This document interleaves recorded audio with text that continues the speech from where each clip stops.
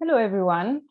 Welcome to today's conversation. My name is Laura Basagni, and I'm the Mediterranean Program Manager at the German Marshall Fund of the United States, based in the Brussels office.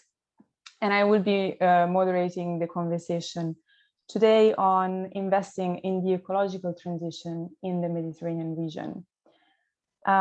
Before we start, I just want to let you know that this conversation is part of a series of events that we've been putting together over the past few months on the topic of China's growing presence and influence in the Mediterranean. If you haven't checked out those previous events, you can find them on our website at gmfus.org or on our YouTube channel. I would also like to thank our partners for supporting this initiative, the Compagnia di San Paolo, the Policy Center for the New South, and the Luso-American Development Foundation. So the topic of today's conversation, as you know, is the ecological transition in the Mediterranean and the role of the European Union and China's foreign direct investment in the region in supporting this transition. In 2020, the Fourth Mediterranean Assessment Report on Climate and Environmental Change was published, and the report underscored that the Mediterranean region is amongst one of the worst impacted by changes in the environment due to a combination of factors.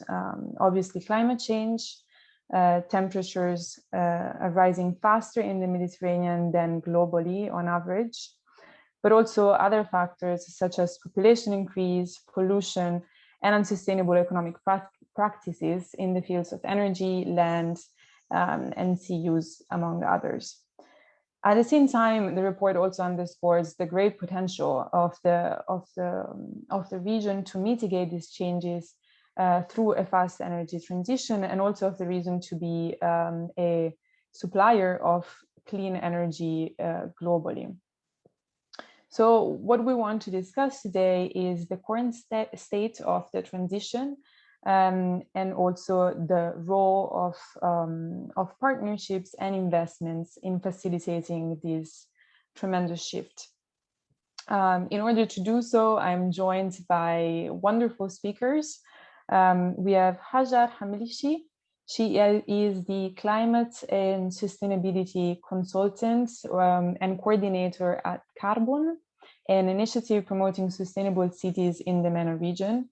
And she is also the president and co-founder of the Mediterranean Youth Climate Network. We also have Cyril Dewaleyne, is the Energy and Climate Change Program Manager at DG in the European Commission. And last but not least, Michal Meidan, the director of the China Energy Program at the Oxford Institute for Energy Studies. So I am going to pass the baton very soon to our speakers for a first round of questions and interventions. And after that, I will do my best to pass on your questions to the panelists. So please feel free to use the Q&A function on the screen and to send in your questions as we speak. And after the first 25 minutes, we will start getting the question and asking them to the speakers. So Hajar, I would like to start with you. Obviously, the green transition requires significant transformation of energy policies and economic models in all countries in the region. I would like to know what's your assessment about the current state of the transition. What do you think is going well? What not so much? Thank you, Laura. Thank you so much. Well, the Arab region has one of the highest potential for renewable energy among the world countries. And there are ambitious renewable energy targets for pan-Arab countries to exploit this promising potential and to develop competitive renewable energy markets. Most of Arab countries have announced targets for renewable energy deployments. And based on the announced targets until 2035, the region will have more than 190 gigawatts of operational capacities. The renewable energy business opportunities throughout the Arab region are estimated at over 30% of the global solar and wind growth. And most of the expressed Arab countries' targets are ambitious, considering that the high regional reliance on fossil fuels. The most ambitious target in terms of the share in the power mix is Djibouti, where the target is to reach 100% renewable by 2035. The second highest target is Morocco with 52%, followed by Emirates and then Egypt. An interesting observation is that the Arab African countries' total projected capacities exceed 100 gigawatt by 2035, promising that these countries will contribute at least to 25% of the African Renewable Energy Initiative targets for 2030. The targets confirm an overall preference for solar rather than wind or bioenergy in the region. Therefore, there are seven Arab countries, namely Egypt, Morocco, Iraq, Sudan, Syria, Jordan, and Algeria, who possesses 90% of the current renewable energy capacity in the region. Egypt and Morocco together have 46% of the total installed capacities, although Sudan and Iraq have not yet started an effective market transition towards solar and wind technologies.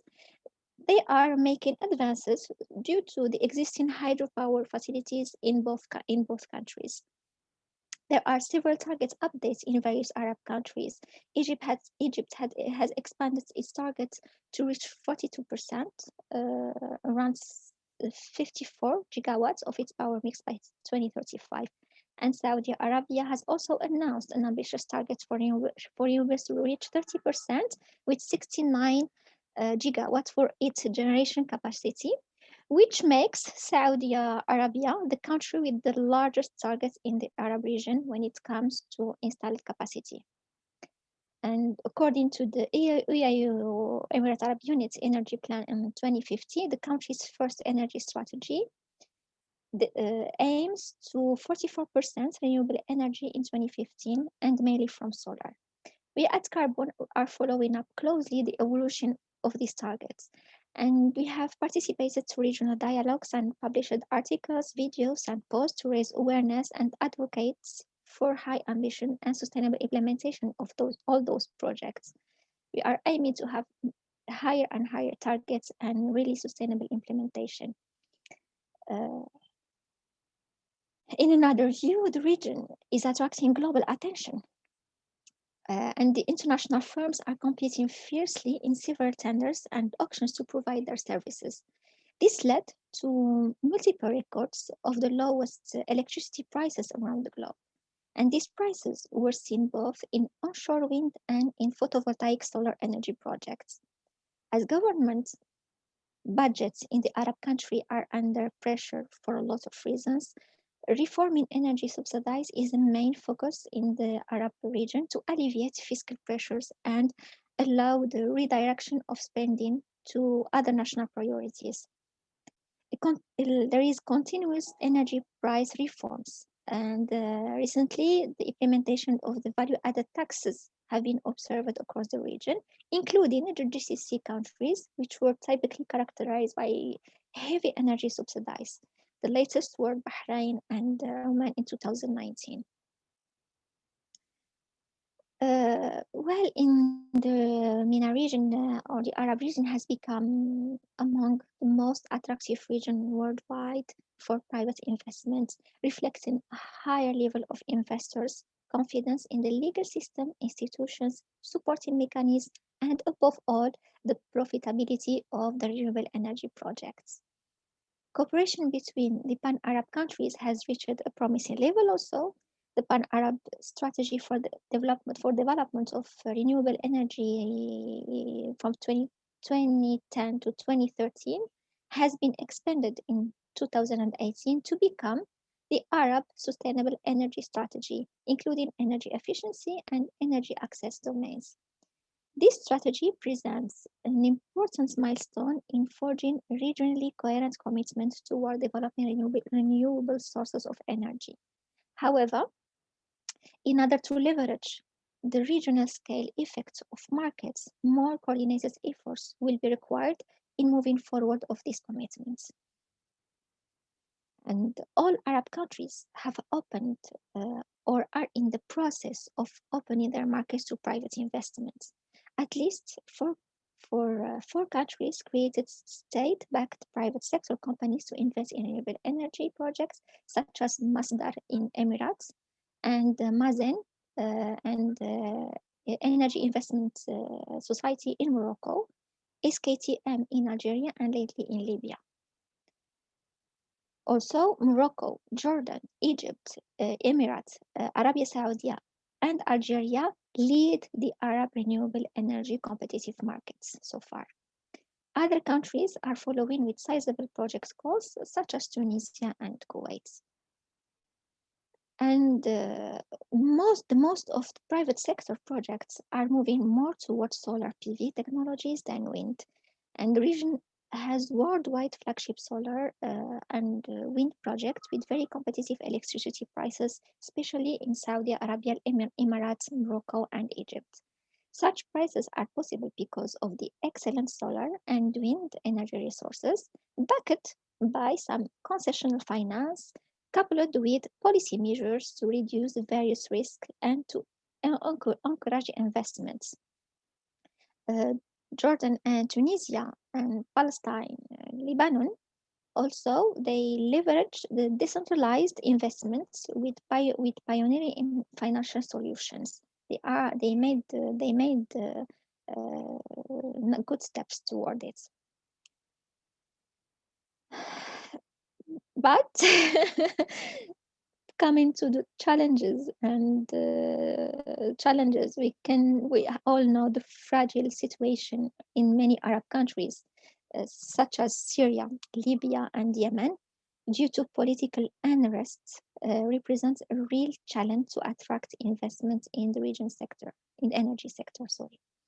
Nevertheless, it also represents an opportunity for increased reliance on distributed renewable energy solution to overcome this damage and the weakened power infrastructure and serve the people's needs.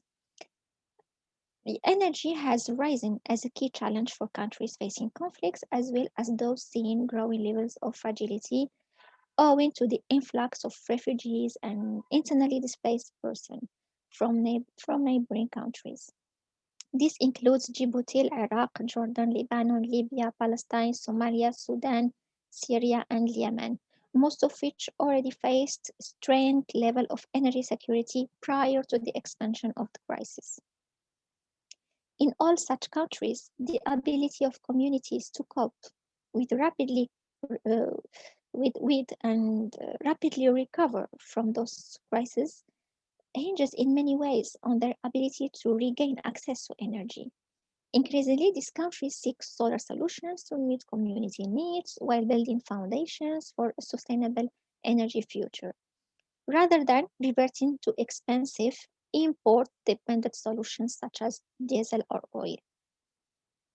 In crisis contexts, energy helps achieve community access to water, to social services like health and education, to transport, communications, and it is much needed and critical for regenerating livelihoods and local economies.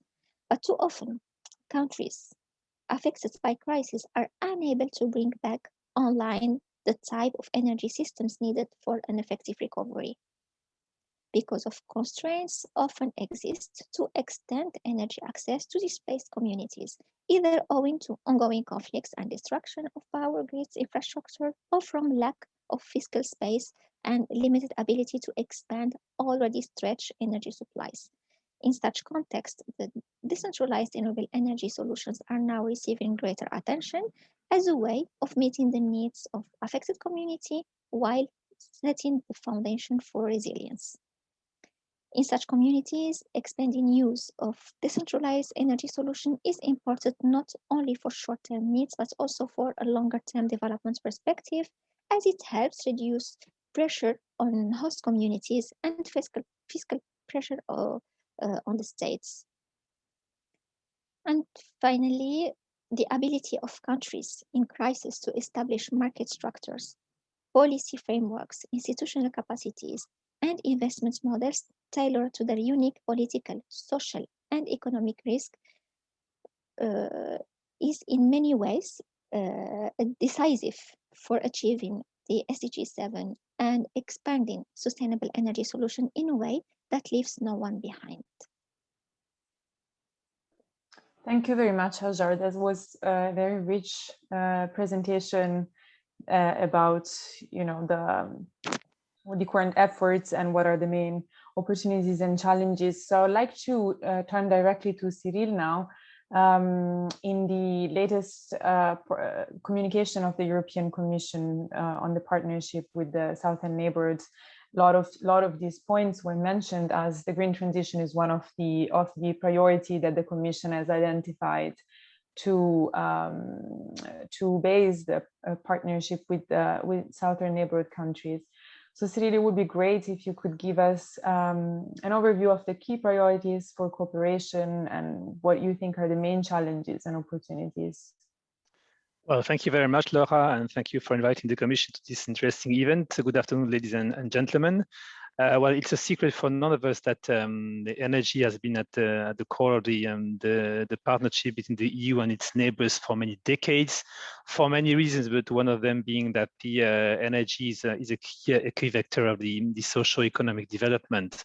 And indeed, as you just mentioned, you might have seen last February a communication published by the External Action Service of the EU and the Commission, called a renewed partnership with the Southern Neighbourhood, that was published 25 years after the Barcelona process started in 1995, which in fact sets again the new priorities and new objectives of the partnership, which is very opportune in terms of moment, not only because of the inspiration from the EU Green Deal, which were announced at the end of 2019, but also in the current context of the recovery after the COVID pandemic, which the EU really intends to turn green, not only within the EU, but also at global level. So what does this joint communication entail in terms of energy and climate aspects? I would like to just give you a few highlights so that we frame the discussion for the coming minutes. Well, the communication, of course, fosters investments in energy efficiency, renewable energy, and it also gives a new focus on clean hydrogen production, which is a new strategy, a new priority that was set in the document. It also pushed for adequate regulatory framework, financial incentives, and also a regional integration of electricity markets and network. These are set as priorities. The document also mentioned the unparalleled opportunities for clean energy cooperation and clean energy transition. And it also have a very interesting word on energy security by mentioning that the EU and the Mediterranean region have interdependent, complementary, and converging in energy interests based on the priorities of the green and fair transition and the energy security. Then this communication on its energy section selects 4 priority objectives. So a massive deployment of renewable energy and clean hydrogen production, a stronger interconnection of electricity systems, energy efficiency efforts and measures, and there is a focus specifically on buildings and appliances, and we can have a talk maybe about that a bit later. And then the last point, which is to address much more the fugitive methane emissions from fossil fuel production, transport, and use, in line with the EU methane strategy that was adopted recently. So let's say, besides these policy elements that are specific to Southern Neighbourhood, I would like also to give you a few elements on what the EU Council conclusions on energy and climate diplomacy entailed. And these conclusions were published in January, so a month before. These conclusions are, of course, have a worldwide coverage, but there are a few interesting points that I would like to mention, considering the Mediterranean region, which, as you said, Laura, is very, very strongly impacted by climate change. This EU conclusion on energy and climate diplomacy promote energy efficiency, the deployment of safe and sustainable low carbon technologies, the increased uptake of systems integration through increasing interconnection, renewable energy, and then highest environment, nuclear safety, and transparent standards. This document also discourages all further investments into fossil fuel-based energy infrastructure projects in third countries, unless they would be consistent with ambitious and clearly defined pathways toward climate neutrality, which here we have to say is sometimes a bit ambiguous, but this point is very important to mention because there is a clear statement about the fossil fuel-based energy infrastructure project. There is also a clear mention about the need to phase out environmental harmful fossil fuel subsidies along a clear timeline, which was already mentioned by Hajar just before me. A mention about the need to phase out unabated coal in energy production, and an immediate end to all financing of new coal infrastructure in third countries. And this is particularly relevant for our Mediterranean region. There is also an important point related to the countries who are producing and exporting fossil fuels, because the document mentioned that while the transition is an opportunity for a shift towards sustainable growth by creating jobs and also by then benefiting ultimately the countries, it could in the medium term have adverse impacts on some countries, and notably those who are dependent on the export of fossil fuels, including in the EU broader neighborhood. So here we have a mention about Algeria, about Libya, about Egypt. Then there are two interesting points that I would like to mention. The EU member states continue to support the uptake of the EU energy acquis, rules and standards, which is part of our partnership priorities with the partner countries we work with in the Southern Neighbourhood. Energy market integration and interconnectivity in line with the EU Green Deal, and in particular with the Neighbourhood. Last but not least, this Council conclusion reiterates the need for human rights to be systematically integrated into climate action and energy diplomacy. And here there is also the intention of the EU to continue promoting and protect gender equality and women empowerment. So I would say these are two very important policy documents that I would invite you to read if you want on the internet.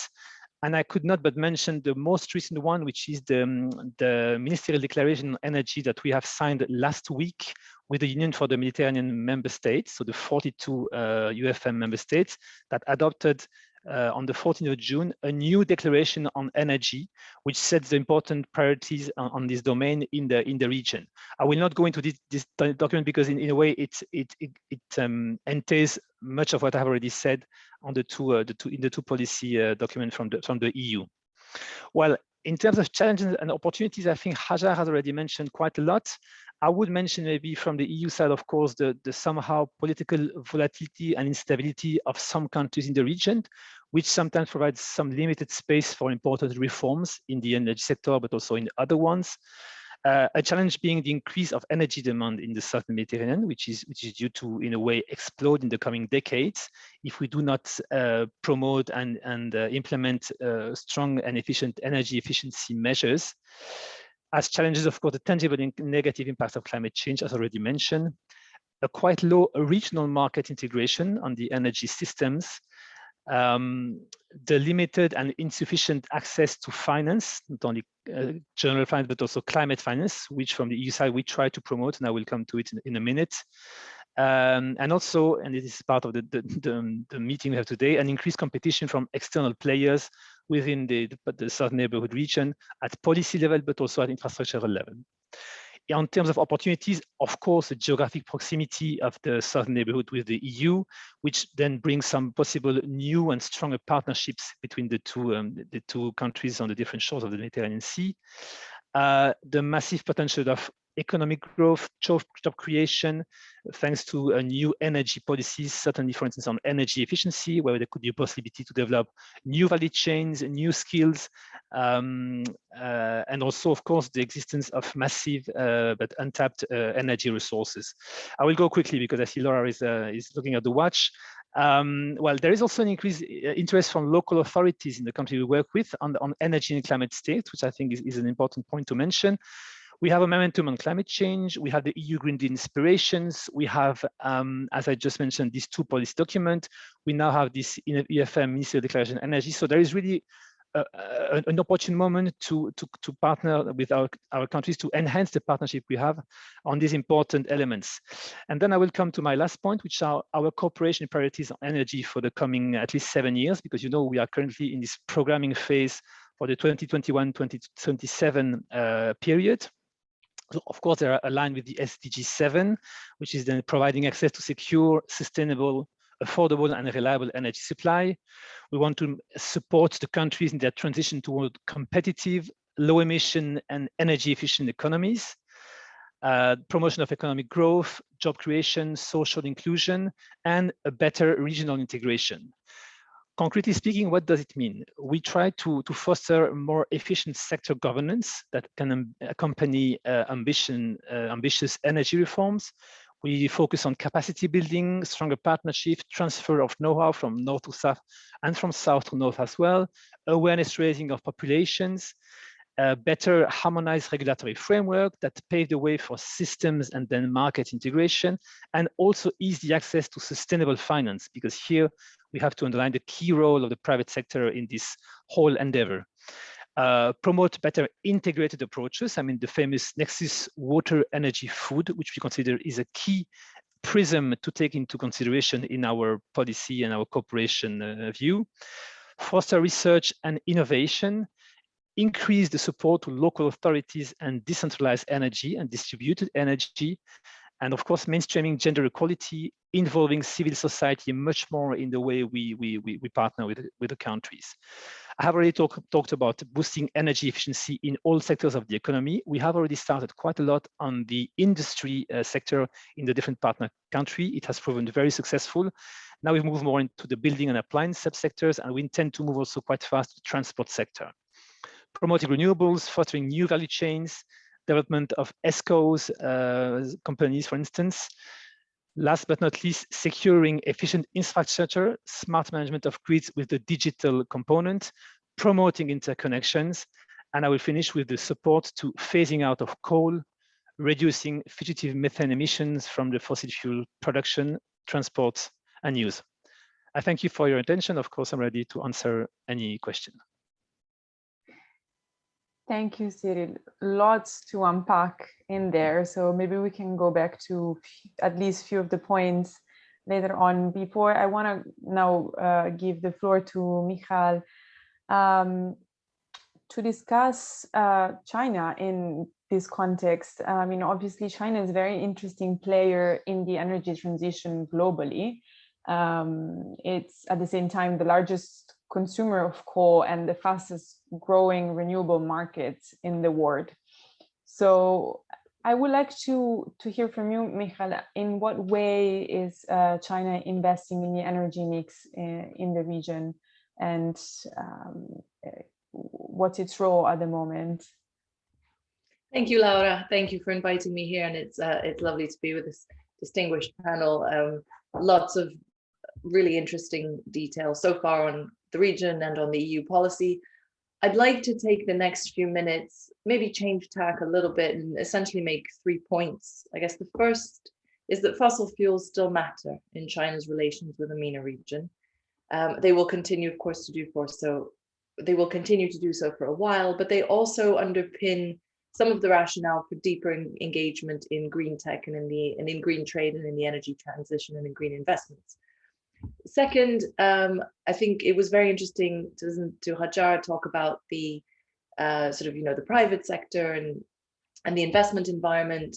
What I'm seeing is that China is really building on a lot of the financing models that have worked, for example, in Africa, that didn't work in the past in the MENA, in oil and gas investments, but that they seem to be working now in China's efforts to promote renewables and to promote Chinese companies in delivering and operating in developing renewables in the region.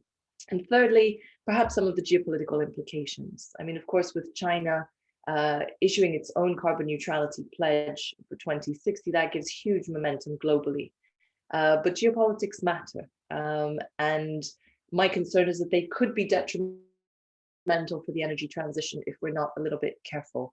But let me start with kind of fossil fuel ties and why they matter, and sort of how they build the foundations for the green trade and investments, and these interdependencies that I think, and we've argued this in other publications before, I think China emerges very strongly from the energy transition, both because it is a big consumer of fossil fuels, but it is also a leader in a number of renewable technologies and renewable deployment globally. I mean, China, MENA trade, obviously it depends, the bilateral trade, it obviously depends on the statistics and on the definition of MENA, but it's sort of over $100 billion. I think more interestingly is that it's higher than US trade with the MENA region, with a number of countries, I think with the exception of two. The bilateral trade is higher with China than with the US, and unsurprisingly, Saudi Arabia, Iran, Iraq, UAE, some of the big suppliers of oil to China are among that category, but also other countries such as Turkey. But China is a significant economic actor and partner in the region. The MENA accounts for just under half of China's oil imports, roughly half, but it's interesting that it's been capped at around 50%. And around 10% of all gas supplies. It's closer to 20% when we think about LNG.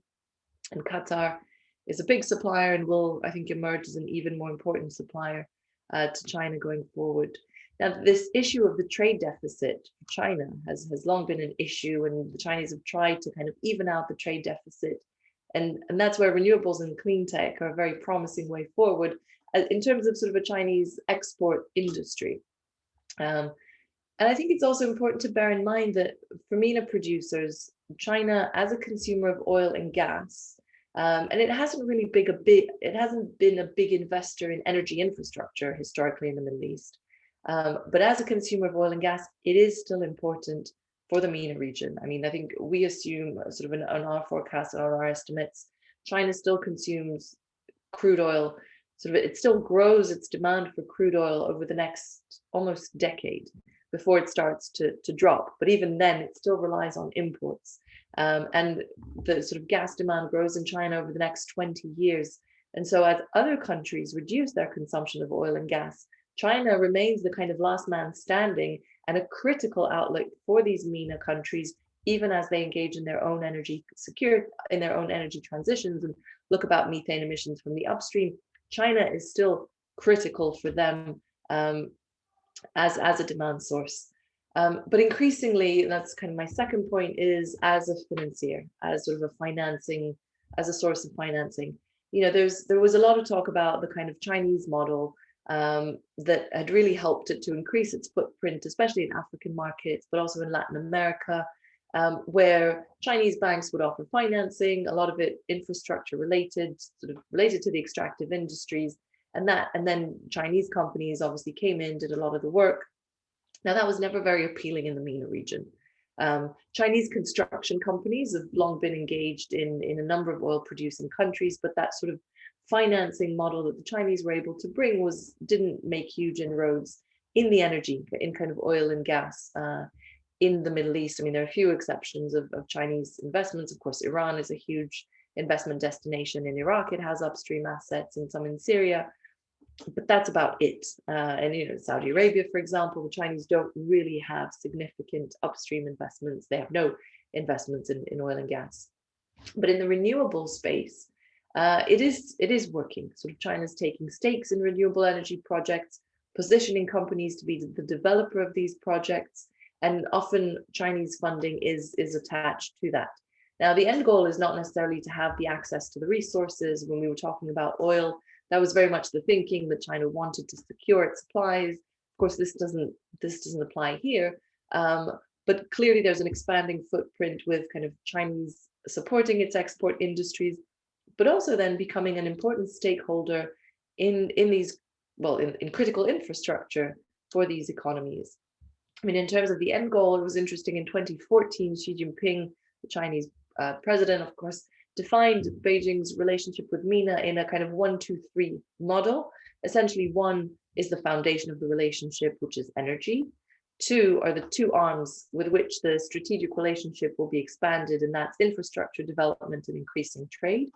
And 3 is the kind of 3 new frontiers for cooperation: renewable energies, aerospace, but also exploration for oil and gas in the region. Now, the exploration part, I think, has come under question, both with the kind of energy transition push globally, but also the drop in oil and gas prices, where Chinese companies are doing less outbound M&A.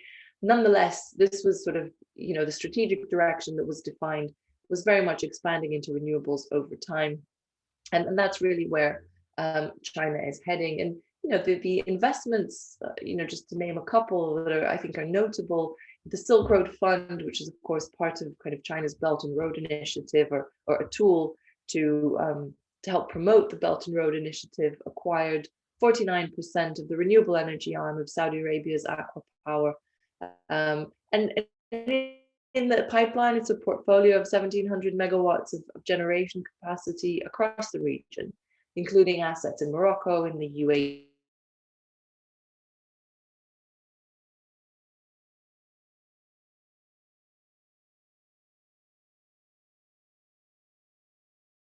Group, another Chinese company, has an agreement, for example, with Dubai Electricity and Water Authority. Again, this is interesting because they're contracted to build the Mohammed bin Rashid solar park in the UAE, which is supposed to be, or at least when the project was announced, was designed as one of the largest thermosolar plants under construction in the world. So, you know, these are big investments, big sums of money. They matter, right? They matter from a public perception point of view, and they also matter for the energy transition and changing the energy landscape in all these companies.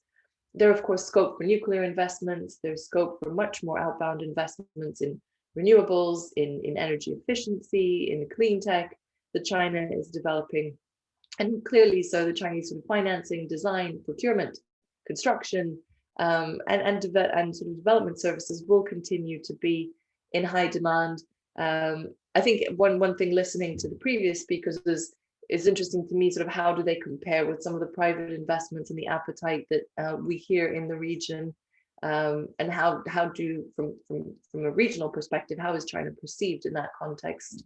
But clearly there seems to be plenty of demand and plenty of scope for China to engage with its kind of largest fossil fuel providers. And so I come to the final point, which is, I guess, the green geopolitics. The financing, the expertise, it's all available.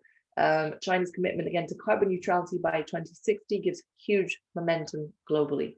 And the fact that the EU, China, and the US are all on board right now, it's momentous for the world, right? And the fact that there is not just the political will, but the technologies, the funding, the desire to build back better. So the question is increasingly, how will the Chinese investments be perceived in the region now that really energy transition, this rivalry, I think, over energy supply chains are becoming questions of national security. I mean, clearly we've seen from various administrations, and it alluded from the EU, certainly the Biden administration has spelled out that energy security, the technologies, the supply chains, the access to critical minerals, they're all issues of national security. Will there be growing scrutiny of Chinese investments in the MENA region by the US and the EU? Will there be pressure on Middle Eastern governments by the US or the EU, for example, to avoid Chinese investments in critical infrastructure? We've seen this in Europe with a pressure to disengage with Huawei, but also sort of some Chinese investments in power plants and nuclear plants in Romania that were shelved because of concerns about Chinese access and influence on critical infrastructure. So, you know, does that sort of spill over into the MENA region? And perhaps less directly, what happens, sort of, how do other governments, governments and companies, do they get caught up in rising competition and tensions between the US and China, and the US and the EU and China? I mean, the G7 illustration, the G7 summit, you know, very much China was the elephant in the room, and a lot of the B3W, you know, China was very much present in the thinking, but it's not just direct action against China, so to speak. It's not sort of direct action to counter Chinese commercial practices or diplomatic practices, but also issues of sanctions, for example. You know, we've just today, the US has issued sanctions on Chinese companies that make polysilicon. So, you know, in a lot of companies, it was clothing retailers, but now it's manufacturers of solar panels that are coming under pressure to ensure that there's no forced labor employed in their supply chains. But there are sanctions now on companies that make polysilicon in Xinjiang province. Xinjiang produces 45% of the world's polysilicon. So, you know, how do governments navigate that environment from a host country's perspective? You know, is there concern in the MENA region about strings attached? Now, it could be geopolitical strings, it could be labor content. I mean, the Chinese model of offering financing and very effective implementation of projects speaks for itself. It has its merits, of course, in helping the energy transition. But are there concerns or even just the perception of strings attached? Will we get more pressure from the EU, from the US, from other partners to to become more cautious about Chinese investments and how China interacts? And fundamentally, you know, the EU obviously has policies about human rights, and those are important, and of course, you know, positions have to be made. What does that mean for the energy transition? If we cannot, then, you know, if suppliers of polysilicon, of solar PV panels are sanctioned, and that takes solar panels out of circulation, that increases the cost of these technologies and these supplies that are necessary for the energy transition. Does it inadvertently slow the energy transition?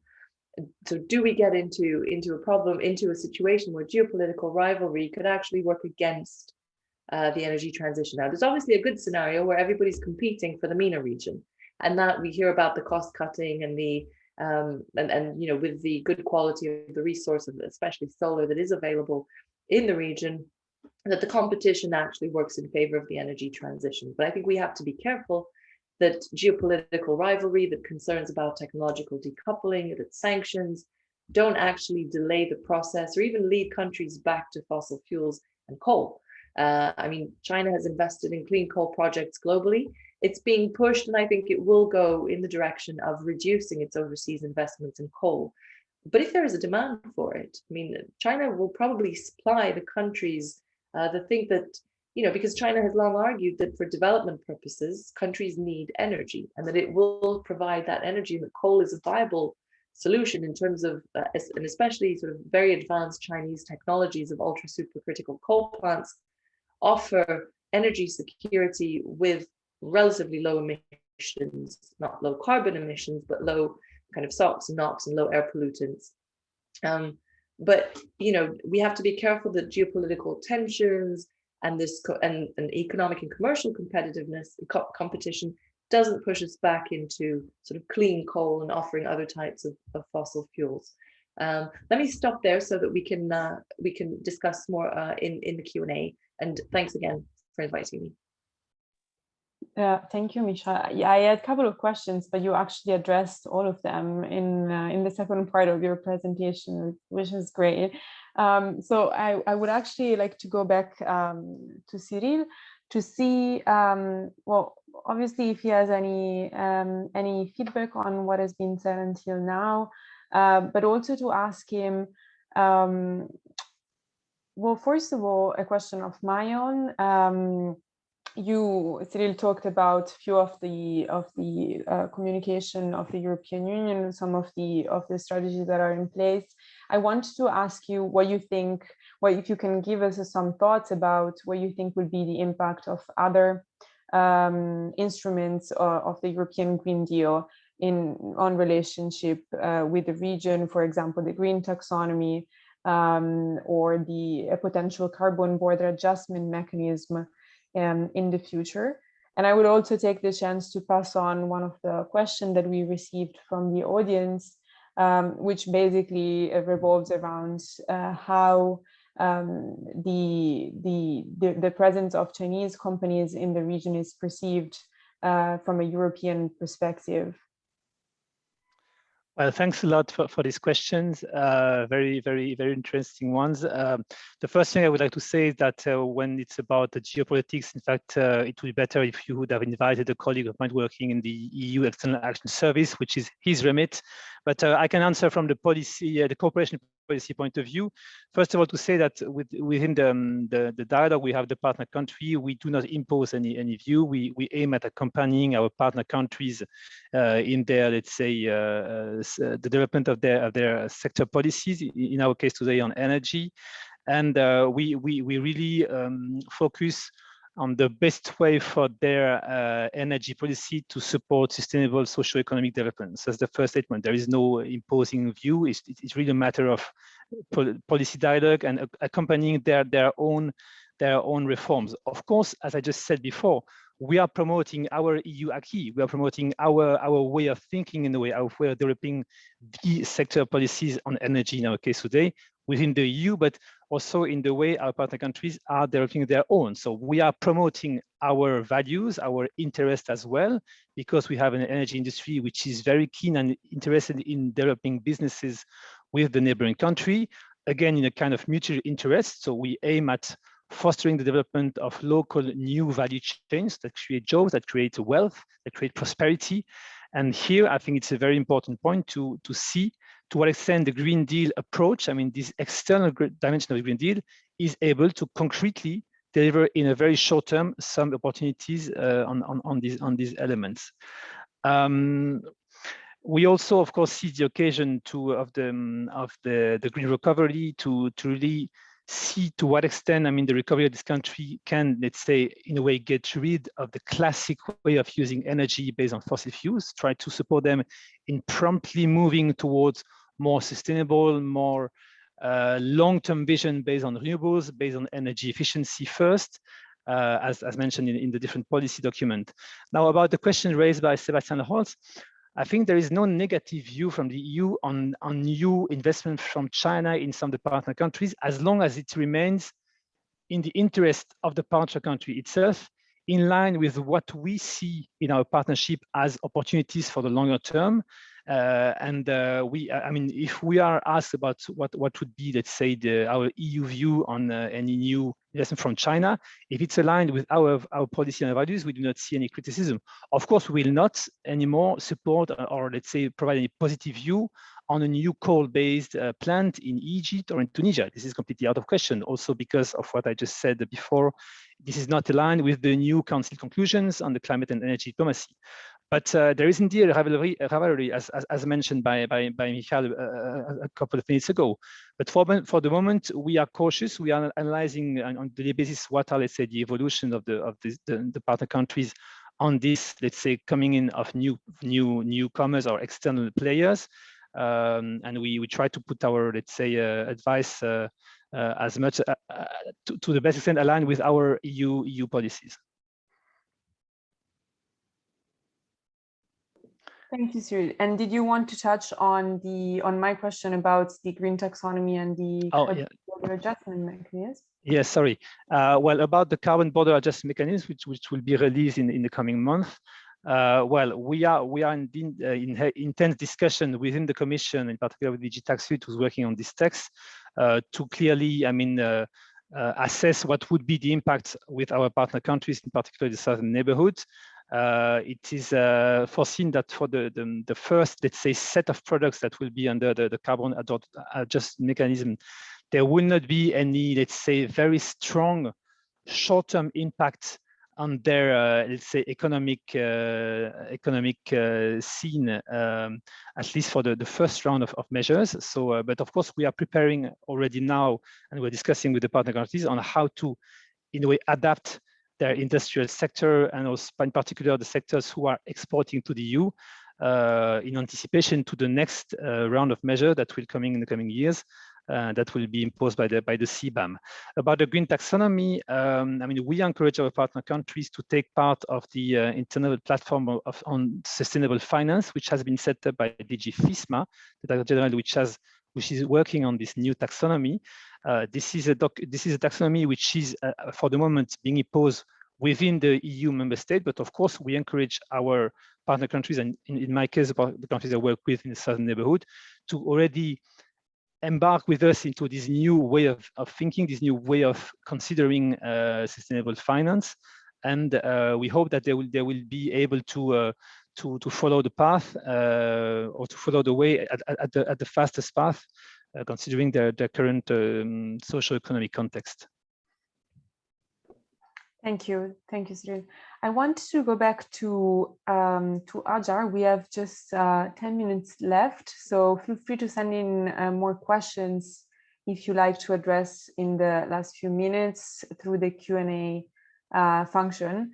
But Hajar, I want to get back to you and ask you, in both your capacity with carbon, but also with the Commission. Exactly. This year, obviously, it's very important. We're going towards a new COP20, a new conference for the climate. I want to know what are you focusing on from the region's perspective? What are the maybe like 2 or 3 priorities that you're really pushing for and advocating in your different capacities? Yes, actually, we are focusing on the aligning a net zero targets at the regional level. So it is much important on territories and cities to have this alignment on the net zero targets and to have raised ambition, but also to be realistic, to have realistic implementations. So these are our main focus, and we see it as challenges because we are afraid to see beautiful, nice numbers, very nice numbers, very nice titled projects, but we really focusing on how they are gonna make it happen, and of course this has to be in sustainable way and guaranteeing equity to the societies and communities. I think this is a worldwide issues, but knowing the Mediterranean region and either northern or southern, we need really to have this joint and cooperative work. So to advance, to make effective advancement to the climate action.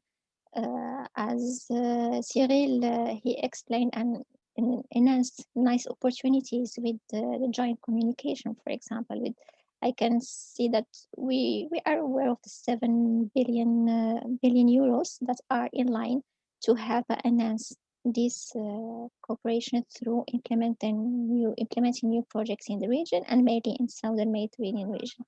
So we're really keen on this project to be really sustainable, to have a local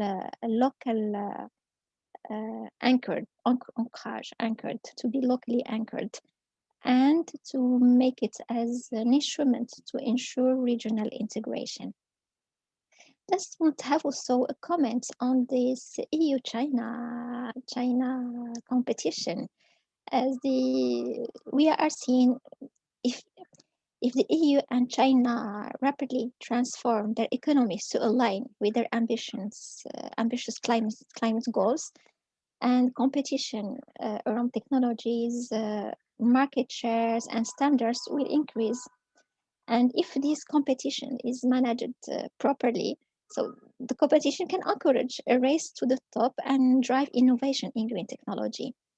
Managed poorly, the risk of trade-related disputes over the low carbon products and standards will rise and could jeopardize not only the broader geopolitical relationship between Europe and China, but also the European Green Deal, and also it will affect the region, the whole Mediterranean region. I wanted to make sure that to pass this thought. Thank you, Laura. Thank you, Hajar. That's great to have your take on that too. We have the few couple of minutes, so I think I'll give priority to the question that came in, and it's for Cyril. So Ian Anthony asks, does the EU have a view on nuclear as part of the energy mix in MENA countries? Cyril, would you like to give it a try?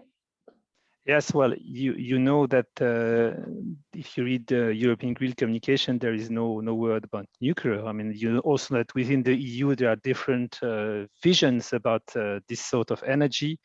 So in the partnership we have, I mean, the cooperation partnership, we do not promote nuclear at all, to be very clear. I mean, as I said just before, we are promoting, of course, renewables, energy efficiency, interconnections, and then the fugitive methane emissions reduction. So from my end, I mean, I haven't had in the past, I would say, 15 years of cooperation experience in the MENA region, any discussion, any serious discussion with partner countries on the nuclear development. So I would say that from the cooperation side, we do not promote that.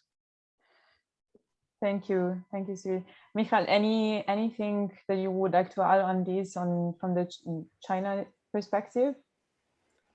I have to, obviously, I don't speak for China. I sort of only look at China and Chinese policies, but I would very much reinforce what Hajar said, that a race, well-managed competition. And I think that's where, that's the stage that we're at between kind of the EU, China, and the US. If the competition is somehow managed well, then it's positive for the energy transition as a whole, for the MENA region, but for the rest of the world, because we will get kind of scaling up of the breakthrough technologies that we need, the hydrogen, storage technologies, better grid integration. If poorly managed, then I think we are in a very complicated situation. And Cyril is in the EU, and so we should be optimistic that cooler heads will prevail and manage and help us all manage these next few years, because they are critical. Thank you. And Cyril, you would like to add? Yeah, just to tell to Michal that I would do my best, of course. But another important point that I would like to mention about the competition is the fact that within the cooperation policy we put a very strong focus, and it's quite recent, on, for instance, setting up very important standards, for instance, on equipment, these famous MEPS, minimum energy performance standards. We really very strongly encourage our partner countries to set very, let's say, relevant standards for the equipment, standards for any sort of energy consuming equipment, so that the products that they will be able to buy, would be sustainable. We will have a long-term, let's say, usage, and it's also a way for us to promote the products that are being built in the EU, because we know that our energy industry produces very, very, let's say, a very efficient equipment, compared to maybe much more compared to other equipment coming from other parts of the world. So we also encourage this approach in the different policy development of the country, certainly on the energy efficiency part. Thank you. Thank you. Michal, I see your hand is raised. Would you like to come in again? Yes, please. I just had a quick comment to make. I mean, I agree with Cyril. I think it is really important that there is an engagement on the standard setting. I think it is also important to note that China is already in that process of defining standards. The fact that China issued its 2060 carbon neutrality pledge alone, not with the EU, as I think was the hope. There was a summit a week before, Xi Jinping's carbon neutrality pledge, and it wasn't issued jointly with the EU or with the US. China is very much going in that direction. And I think it is looking not just to become dominant in manufacturing, but also in standard setting. And often when we have conversations about China's presence in the Middle East or in general, there's this sort of, when China rises or when China becomes a dominant power, China already is a dominant power. And I think we have to be careful that we don't think in a few years, China will be critical in standard setting and manufacturing. It already is. And so, when we think about standard setting, we should probably sort of the EU and the US, and we should probably work on it very, very quickly, because China is already extremely influential in a lot of the standard setting institutions and mechanisms. Because I think, we will see the China 2035, China Standards 2035 program that really aims to put China, we're sort of at Made in China and China's ambition to be dominant in global manufacturing. That's kind of so last year. It is all about standards and rule setting and norm design. And we shouldn't be complacent about sort of the fact that we have time. We need to discuss these things now. Thank you. Thank you all. I don't like to interrupt this now, but I actually have to because we ran out of time. But this was a great discussion. So many things that came up, and a good reminder to keep on discussing from Michal as a good end to end on. And I really hope that we can continue this discussion online and offline. So thank you very much to all of you for engaging with us and for sharing your time and your ideas. And thank you so much for everyone who stopped in and asked questions. Have a good rest of the day, and good evening for people in Europe. Thank you. Thank you. Bye-bye. Bye-bye all.